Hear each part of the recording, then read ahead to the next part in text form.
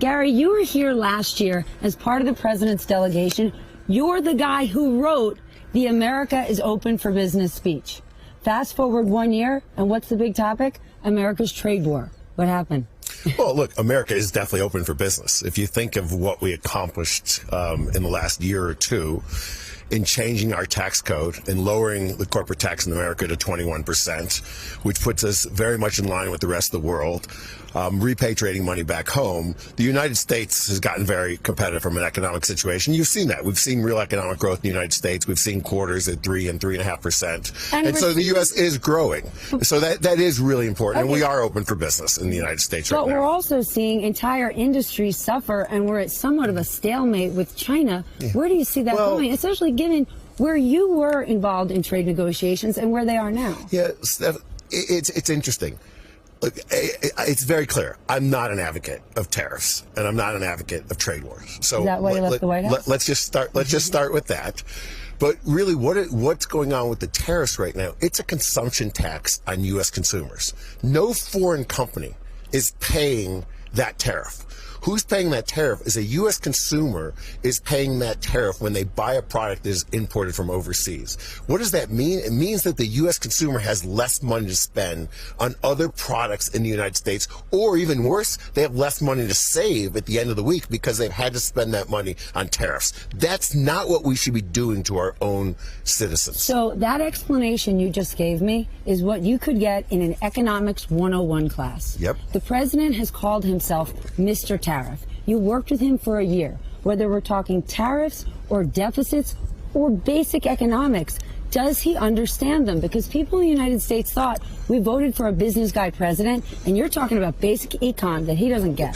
One of the things the president does understand is he does understand that one of our big competitive advantages in the United States is we are a big inventing economy.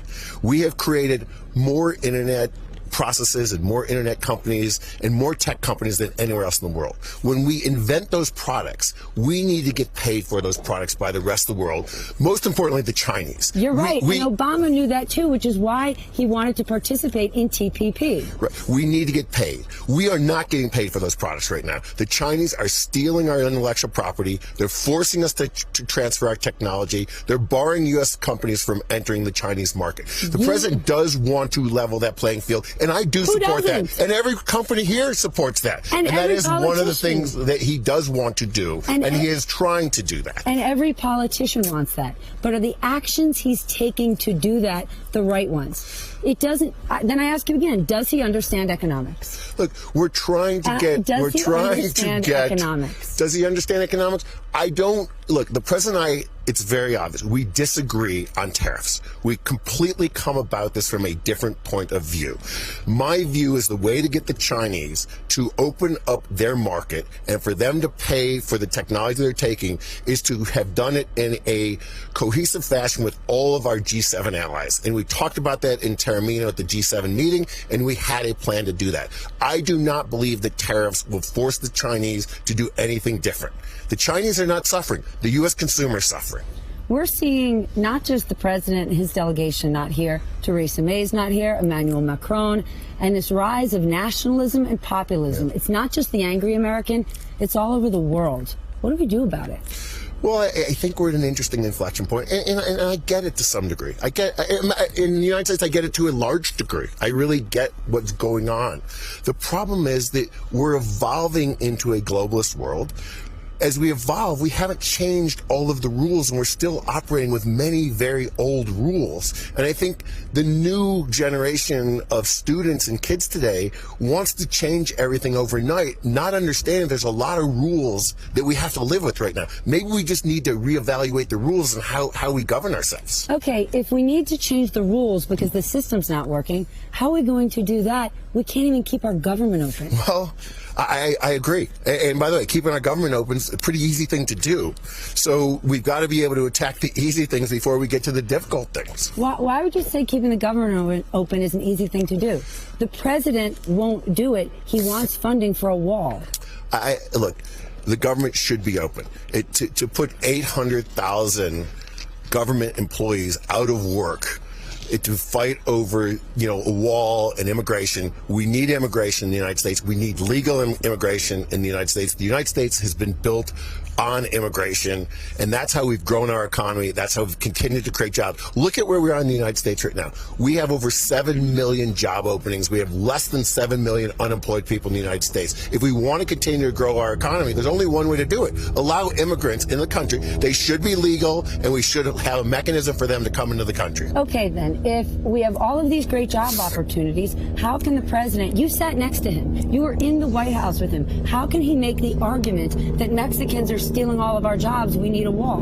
Look, we have 7 million job openings in the United States. You're not answering my question. It's just a fact. We have 3.1% wage growth in the United States. We have real wage growth going on right now. The bottom wage earners are growing faster than the top wage earners. All the wage data is really good right now. The hardest thing for CEOs to do today is hire good people. You hear it from everyone you talk to. Then when you presented the president with these facts over and over, how did he respond?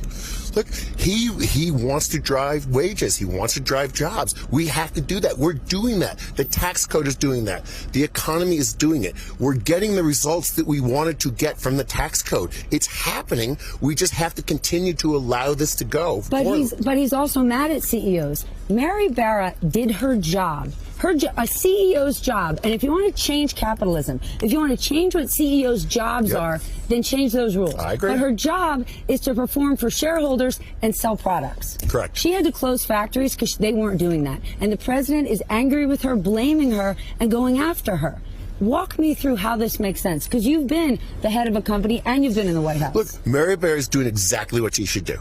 She is working for her shareholders, and she is trying to maximize return for her shareholders. She has an obligation to do that. And more importantly, her independent board, as fiduciaries for her shareholders, as ruled by the SEC, is doing what they're supposed to be doing, which is optimizing and maximizing return for the shareholders.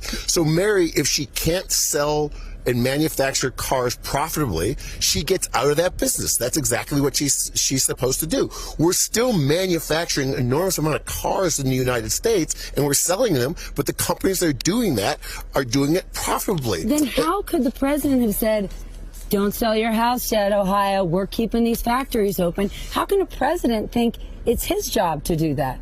Could he control Mary Barra? It's the job of CEOs to provide to consumers the products they want at a price they're willing to pay. And if they do that, they will succeed. And consumers will decide what products should be produced in the United States. Then whose job is it to serve those people in hollowed out towns when the factories close? If it's not Mary Barra's job, whose job is it? It's all of our jobs, because we're going to all of our jobs, and nobody's job is the same thing. It's all of our jobs. As we continue to grow, our economy, we're going to need more workers. We're going to need more spaces for the workers, and companies are going to continuously look at new places to open, new places to move businesses to, where the cost of labor and the cost of occupancy is lower and lower. And you've seen that city after city after city. You've seen people rejuvenate cities because cost of labor, cost of real estate is cheaper. Look at what's going on in the Midwest right now. People are moving back to the Midwest. I grew up in Cleveland. Cleveland's a hot city now because labor is there, real estate is there, and it's relatively inexpensive versus your other alternatives of Chicago or New York or other places like that. Hindsight 2020, you led the tax reform. Would you do it the same way now? Would you look at it and say, yep, perfect, we'd do it the same way again? Stephanie, no piece of legislation is ever perfect.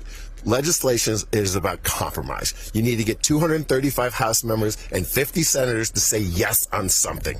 You're never going to get it perfectly done. We got a bill done that was very, very good. It was very important to lower the corporate tax rate. It was very important to repatriate money. It was very important to make our tax code simpler. We got those things done. There are plenty of things in there I would have done differently. There's plenty of things in there that I would have changed. Our tax code is very, very complex. Gary, before we go, your message to the president. If you were to speak to the president, what would you tell him?